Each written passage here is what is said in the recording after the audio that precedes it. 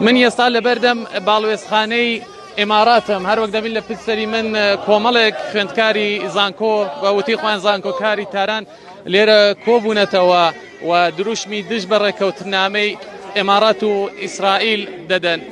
هەر وەک لە پشتسەری من دەبین ئەوە لێرە خەریکی دروشمدانن، ئەوان دەڵێن کە ئێمە لێرە ئەو کۆبوونەمان بۆیە ڕێکستۆ کە دژایەتی خۆمان لەگەڵ ڕێکەوتی ئیمارات و ئیسرائیل ڕابگەێنین.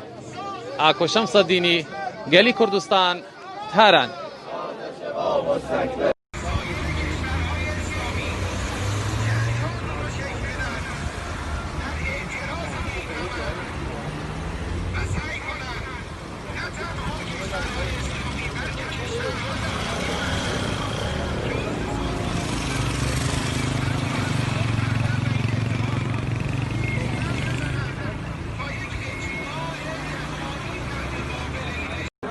کم کم این قضیه فراموش بشه و دولت‌های منطقه این قضیه رو فراموش کنن.